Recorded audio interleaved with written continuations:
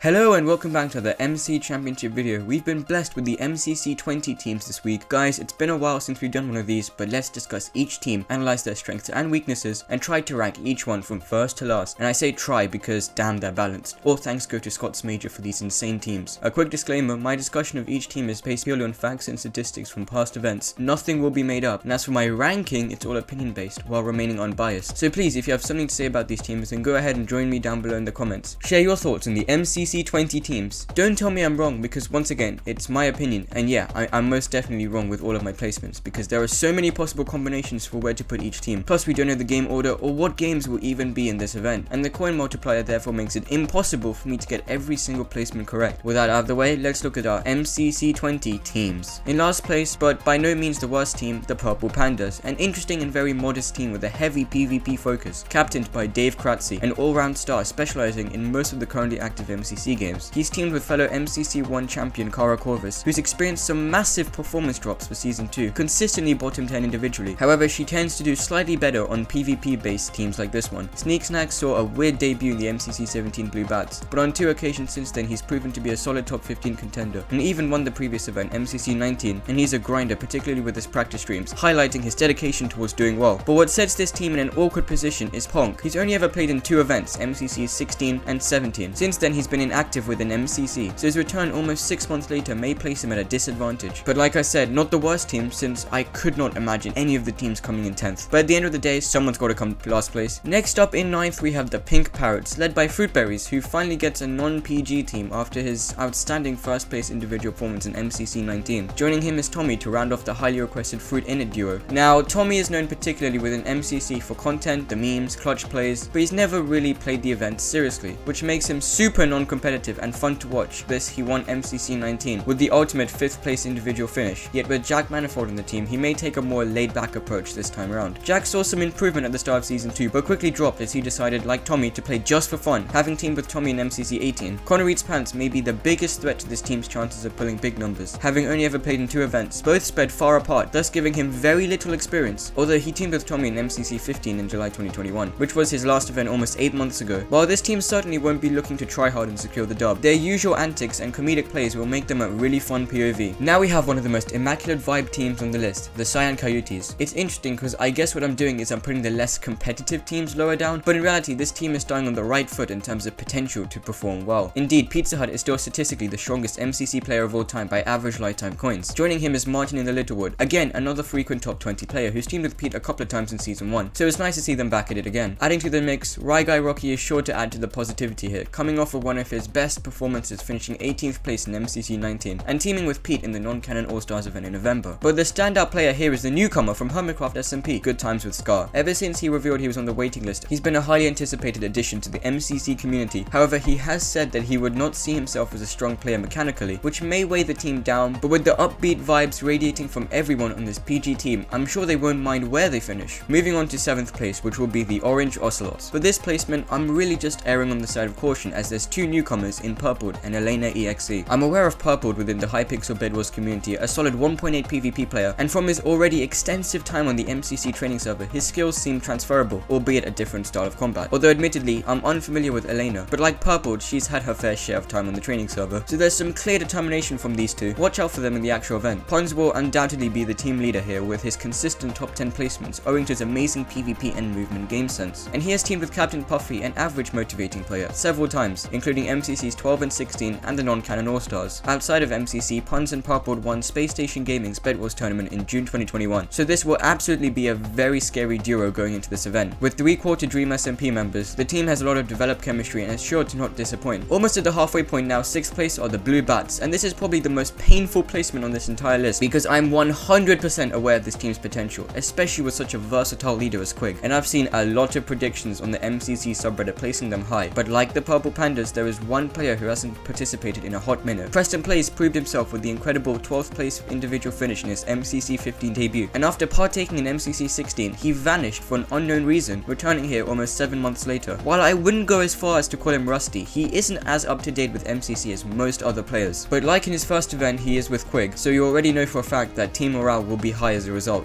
Sam Dude is another fun pick for this team. Despite his shocking 36th place performance in his debut MCC 18, he redeemed himself with an excellent 12th place finish finish in MCC 19, and I still see Sam placing in the upper half for now. The Orion Sam's last event was MCC 18, where he finished 31st, but he's been able to go as high as 23rd in MCC 14 with a super supportive team around him. And this is it. This is a very supportive team to excel at team games, the main strength perhaps being Sands of Time. Here we go, moving into the top 5 teams for this event, starting with the Llamas. Reminiscent of the MCC 15 Pink Parrots for sure, replacing Rambo for Shubble. While the Pink Parrots back then were highly underrated, they popped off, finishing 3rd as a team with an outstanding and unexpected 2nd place individual from Tap L. And this could easily be recreated provided the team remains serious once again this time. Turbo has done some great bits from recent events, and in MCC 19 barely missed out the sacred top 10 spot, finishing 11th. His main strength appears to be PvP. Shubble certainly does not hinder the team in any way. As a veteran since the beginning in MCC 1, she's teamed with Wilbur in MCC 17 and 19, alongside playing with Tap L in MCCs 9 and 16, and it's now very clear that this team has some of the greatest chemistry going into this event. There's a meme going around about how Tap L seems to have his best performances when he's teamed with Wilbur, and I'm sure this event won't be an anomaly either, so expect immaculate vibes from this team as they dominate team games and hole in the wall. Here's an intriguing one, the Red Rabbits. As the first team to be announced, I could feel the hype surrounding this team, Sapnap being statistically the highest performing player of Season 2 so far, and looking to be the first ever 5-time winner, with godly PvP ability. Coupled with CPK, the two of them teamed together on MCC 14 Blue Bats, which finished 1st overall as a team. Eric is a supportive teammate and a considerably decent communicator for team games. Just look at the MCC 19 Red Reindeer in Grid Runners. Nichu is still statistically one of the weakest players for Season 2, but with the strong PvP masterminds of Sapnap and CPK, her performance will perhaps be elevated, hopefully the start of marked improvements in her event performance. Personally, I think Red and Lime placements could be interchangeable, but it's dependent on how willing the Lime team will be to perform on the day. The 3rd place team, who unfortunately barely missed Dodgebot for this list, are the Aqua Axolotls. There's no statistically crazy player here, or an S tier for that matter. It's just a bunch of dedicated MCC VOD reviewers who are all capable of finishing top 20. H-Bomb and Antfrost will be a fun duo to watch, as they lead the team to a strong Sands of Time victory, and the other two team games should also be their strengths. While both H and Antfrost have had inconsistent top 10 performances, their chemistry with the rest of the team will certainly boost morale across the board. 5UP has put in some average numbers since his MCC 15 introduction, but is known for his above average gamer reflexes, which has saved him on many occasions. He has also teamed with Antfrost twice, and can be regularly seen perfecting his skills on the training server. Gemini Tay has only played in a few events. Despite this, she has been a fun support player, and always looking to improve. She teamed with H-Bomb on the MCC 18 Green Goblins, and yes, they finished last, but we don't talk about it. Overall, yet another wholesome, rounded team which should display fantastic comms. Here are the top 2 teams that could very well enter Dodgebot, although in actuality, any of the 10 teams could make it into the finale. This is just my gut instinct. And as we move into the Dodgebot teams, I just want to remind you all that only a small percentage of the people who watch my videos are actually subscribed, and it really helps me out a lot and shows me that you like these kind of videos, so feel free to hit the red button. Our runner-up team are the Yellow Yaks, reminiscent of the MCC 15 Purple Pandas for sure, replacing In the Littlewood with SP737. The Purple Pandas in that event exceeded the community's expectations with a 5th place team finish, and since then everyone on this team has seen visible improvement, including the team leader Illumina, who not only smashes speedrun world records but also individual placements. For example, his brilliant 1st place in MCC 18. As most people now know, SP is a huge grinder, and like Illumina, specializes in PvP and movement, and in the 2 times he's played build mod in Season 2, his team managed 1st place, and this is one game that this team should save to last. This event would be a great redemption arc for Illumina and SP after they last teamed in All-Stars, where the team came 3rd place. To complement the duo, we have 2 Hermitcraft players who almost always seem to team together, False and Ren. Both players have great synergy and work well in almost every team, and False and SP won MCC 17 together. There's a ton of hype going towards this quartet, another great example of a good movement-based team. And in 1st place, completely disregarding the captain's curse because I'm serious with this ranking, the Green Geckos. I don't really see a weak player here. Sure, Philza's Season 2 stats have been a bit scuffed, but his 6th place standing in MCC 19, which he won, should not be disregarded. There's plenty of chemistry in here too. For example, Captain Sparkles teaming with Ranbu in MCC 18, and Smager teaming with Ranbu in MCC 17, and Philza teaming with Ranbu in MCC 16. There's no game which this team is statistically weak on, except survival games. While you can argue that this is an attempt by Smager to get Ranbu and the captain their 1st win, the whole team doesn't look overpowered or unreasonable in any sense. Alright, their percentage chance at making Dodgebot is the highest in the event, but with the coin multiply changing things up, anything can happen, and you should note that with the other teams too. It genuinely could be any order. I think the thing to take away from this is that rankings are starting to become more and more unpredictable, and that's a good thing because it shows the teams are becoming more and more balanced. You know, looking at my own ranking, I still feel unsure about how low I placed the Blue Bats. Maybe they should be a couple places higher. Same for the Orange Ocelots. I've seen the amount of practice the 2 newcomers have put in, and perhaps putting Yellow Yaks in 2nd is a little too generous. Maybe they should be 3rd or 4th instead, but at what expense? If I move a team up a few spots, who should I move down? See, even as I'm recording this, I I haven't made up my full mind, and that's okay. I might post my final predictions right before the event starts in the comments below, so go join me there without toxicity to discuss these epic teams. Well, I've been your host. I hope you found this video informative and enjoyable, and I'll catch you all in the next MCC video. See ya!